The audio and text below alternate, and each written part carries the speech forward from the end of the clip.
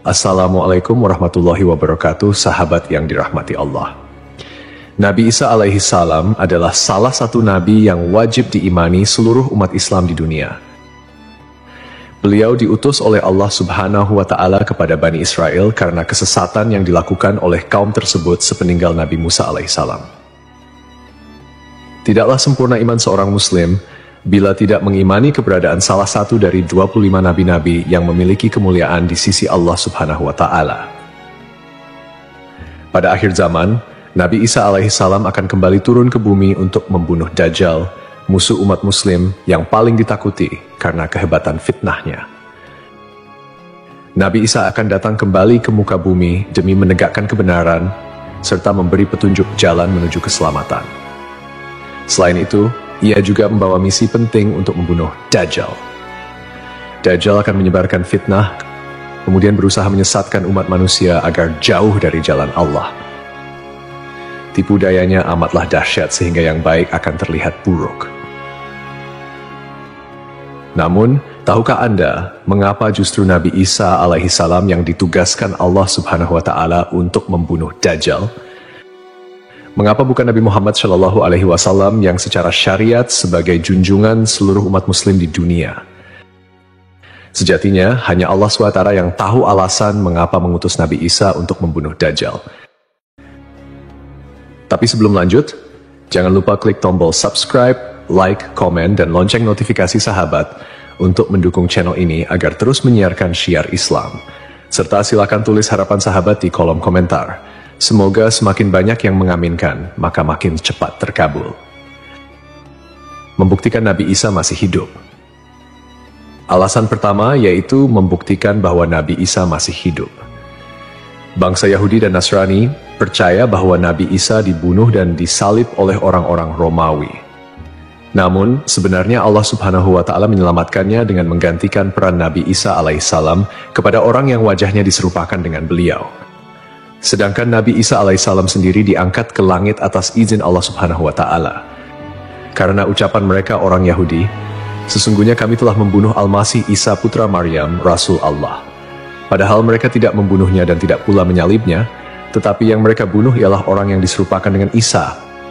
Ini sesuai dengan Al-Quran surat An-Nisa ayat 159 yang artinya, tidak ada seorang pun dari ahli kitab kecuali akan beriman kepadanya Isa sebelum kematiannya. Dan di hari kiamat nanti, Isa itu akan menjadi saksi terhadap mereka. Hal ini membuktikan bahwa tuduhan bahwa Nabi Isa telah disalib oleh kaum Yahudi adalah salah. Sebab selama ini kaum kafir mempercayai bahwa Nabi Isa sudah wafat. Sementara Allah menegaskan dalam firman-Nya bahwa Nabi Isa telah diangkat ke langit sebelum kaum Yahudi membunuhnya. Di hari akhir, Dajjal muncul dengan segala tipu dayanya, kemudian dibaiat oleh kaum Yahudi. Kaum Yahudi juga bersedia menjadi bala tentaranya dengan keinginan membalas dendam terhadap kaum muslimin. Kemudian Allah menurunkan Nabi Isa yang menurut mereka sudah mereka bunuh di masa lalu. Allah menolong Nabi Isa sehingga berhasil membunuh Dajjal dan mengalahkan bala tentaranya. Di masa itu, mereka sama sekali tidak bisa lolos. Bahkan jika ada seorang Yahudi yang bersembunyi di balik pohon, batu, atau dinding, maka benda-benda itu akan berseru, "Di sini ada orang Yahudi." Dekat dengan Nabi Muhammad. Salah satu nabi yang memiliki kedekatan khusus dengan Nabi Muhammad adalah Nabi Isa. Aku adalah manusia yang paling dekat dengan Isa bin Maryam. Antara zaman kami berdua tidak ada nabi yang memisahkan. Selain itu, Nabi Isa sendiri pernah berdoa kepada Allah Subhanahu wa Ta'ala untuk dijadikan umat Nabi Muhammad. Oleh sebab itu, Nabi Isa diturunkan ke bumi untuk menjadi umat Nabi Muhammad. Pasalnya, berita tentang keistimewaan Rasulullah Shallallahu Alaihi Wasallam memang sudah diketahui pada zaman Nabi Isa. Hal tersebut diterangkan di dalam Injil sesuai surat Al-Fath ayat 29. Nabi Muhammad adalah utusan Allah dan orang-orang yang bersama dengan dia bersikap keras terhadap orang-orang kafir yang bersikap memusuhi, tetapi berkasih sayang sesama mereka. Itu adalah sifat-sifat mereka yang diungkapkan dalam Taurat dan Injil. Yakni seperti benih yang mengeluarkan tunasnya, kemudian tunas itu makin kuat, lalu menjadi besar dan tumbuh di atas batangnya. Tanaman itu menyenangkan hati orang yang menanamnya. Keadaan mereka diumpamakan seperti itu. Karena Allah hendak membuat marah orang-orang kafir. Allah menjanjikan kepada orang-orang yang beriman dan mengerjakan kebajikan di antara mereka ampunan dan pahala yang besar. Nabi Isa alaihissalam kembali turun ke bumi diyakini akan menegaskan kebenaran dari ajaran Nabi Muhammad SAW. Tidak bisa dipungkiri bahwa saat ini banyak umat Nabi Isa yang tidak menerima ajaran Nabi Muhammad SAW. Padahal Nabi Isa alaihissalam merupakan pengikut dari Rasulullah SAW. Al-Baghawi menceritakan dalam tafsirnya bahwa ketika Isa alaihissalam mendatangi Baitul Maqdis, di mana orang-orang sedang bersiap salat asar, maka imam di masjid itu mundur dan menyuruh Isa untuk maju. Namun Nabi Isa enggan dan ia tetap salat di belakang imam dengan syariat Nabi Muhammad SAW. Menjalankan kewajiban jihad. Menjalankan kewajiban jihad sebagai kaum muslimin adalah tugas yang penting. Maka Nabi Isa diturunkan ke bumi untuk menjadi umat Nabi Muhammad. Keistimewaan Nabi Muhammad memang sudah diketahui sejak masa Nabi Isa dan diterangkan di dalam Injil sesuai surat Al-Fath ayat 29, yang artinya, Muhammad adalah utusan Allah dan orang-orang yang bersama dengan dia bersikap keras terhadap orang-orang kafir, tetapi berkasih sayang sesama mereka. Kamu melihat mereka ruku dan sujud mencari karunia Allah dan keridhaannya. Pada wajah mereka tampak tanda-tanda bekas sujud. Demikianlah sifat-sifat mereka yang diungkap Taurat dan sifat-sifat mereka yang diungkapkan dalam Injil. Saat Nabi Isa turun ke bumi, Dajjal sudah berada di tengah masyarakat dan memperdaya manusia. Sebagai kaum muslimin, Nabi Isa berkewajiban untuk berjihad melawan Dajjal dan bala tentaranya. Menjalankan kewajiban jihad.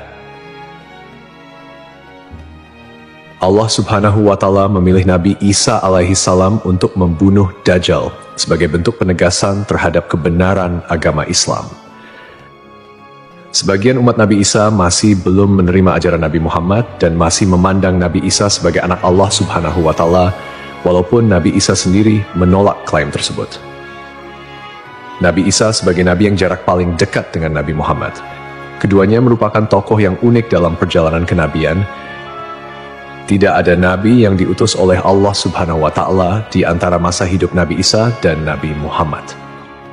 Oleh karena itu, Allah Subhanahu wa Ta'ala mengutus Nabi Isa untuk membunuh Dajjal dan menghapus seluruh agama selain Islam. Tujuannya agar umat Nabi Isa menyadari kesesatan pandangan mereka dan beriman kepada Allah Subhanahu wa Ta'ala serta Nabi Muhammad sebagai nabi terakhir. Tindakan ini juga menggambarkan bahwa agama Islam adalah agama yang benar dan sempurna, mengintegrasikan ajaran-ajaran para nabi dari sebelumnya. Agama Islam sebagai agama rahmatan lil alamin yang membawa kedamaian, keadilan, dan kesejahteraan bagi seluruh makhluk. Nabi Isa diberikan mukjizat luar biasa seperti menghidupkan orang yang telah mati, menyembuhkan orang buta dan sakit, serta berbicara di buayan hingga dapat menciptakan burung dari tanah liat. Nabi Isa sebagai penyempurna dari ajaran sebelumnya menyampaikan bahwa setelahnya akan muncul seorang utusan terakhir, yakni Nabi Muhammad. Nabi Muhammad, nabi yang paling mulia dan utama di antara semua nabi. Beliau dianugerahi mukjizat terbesar, yaitu Al-Quran, yang merupakan firman Allah Subhanahu wa Ta'ala yang tidak dapat ditiru ataupun diubah oleh siapapun. Selain itu, Nabi Muhammad juga memiliki syafaat, yaitu pemberian ampunan kepada umatnya di hari kiamat. Melalui perbuatan membunuh Dajjal, Nabi Isa akan memperkuat dan menegaskan kemuliaan Nabi Muhammad, mengakui kedudukannya sebagai nabi penutup zaman. Tidak hanya Al-Quran, Nabi Muhammad juga diberikan mukjizat lain seperti membelah bulan dan air mengalir dari jemari tangannya. Perjalanan Isra dan Miraj serta mampu bersabda dalam berbagai bahasa. Mukjizat-mukjizat ini menunjukkan kekuasaan Allah yang melampaui batas akal manusia. Sementara keistimewaan Nabi Muhammad sebagai utusan Allah yang paling sempurna semakin terungkap, akhlak mulia, kejujuran tak tercela, keberanian luar biasa, dan kepedulian yang mendalam terhadap umatnya juga menjadi bagian dari kepribadian Nabi Muhammad. Beliau adalah uswatun hasanah, telan baik bagi seluruh manusia. Hubungan dekat Nabi Isa dan Nabi Muhammad terlihat jelas, di mana Nabi Isa adalah nabi yang paling mendekati masa kenabian Nabi Muhammad tanpa ada nabi lain yang diutus oleh Allah antara keduanya. Nabi Isa bahkan menyampaikan kabar tentang kedatangan Nabi Muhammad sebagai nabi terakhir. Beliau mengakui bahwa Nabi Muhammad adalah nabi penutup para nabi dan menyatakan persaudaraan di antara mereka, cinta dan saling menghormati. Nabi Isa dan Nabi Muhammad menjadi bukti kebersamaan spiritual dengan mengakhiri keberadaan Dajjal. Nabi Isa secara simbolis menegaskan kemuliaan Nabi Muhammad dan menghormati sebagai nabi akhir zaman. Untuk dikembalikan ke tanah. Alasan selanjutnya, Nabi Isa alaihissalam akan dikembalikan ke bumi sesuai kodrat manusia yang tercipta dari tanah. Hal tersebut sebagaimana yang dijelaskan pada surah H ayat 5 yang artinya, dari bumi kami menciptakan kamu, dan kepadanya kami akan mengembalikan kamu, dan daripadanya pula kami akan mengeluarkan kamu pada kali yang lain.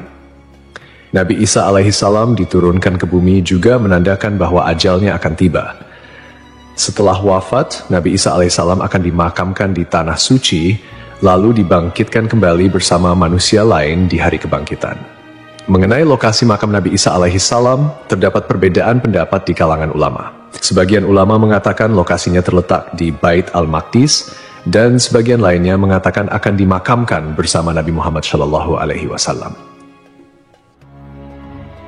Sebagai muslim yang beriman, tidaklah pantas bagi kita untuk membanding-bandingkan siapa nabi yang lebih hebat, karena semua nabi yang diutus oleh Allah Subhanahu wa Ta'ala mempunyai tujuan yang sama, yaitu mengajak tauhid, mengagungkan kebesarannya. Nabi Isa alaihissalam selain ditugaskan Allah Subhanahu wa Ta'ala untuk membunuh Dajjal pada akhir zaman, ternyata beliau juga akan memiliki tugas dan maksud tertentu yang pada intinya adalah menegaskan ajaran yang dibawa oleh Nabi Muhammad SAW kepada seluruh manusia yang ada di dunia. Semoga kita semua bisa memetik pelajaran. Wallahu a'lam.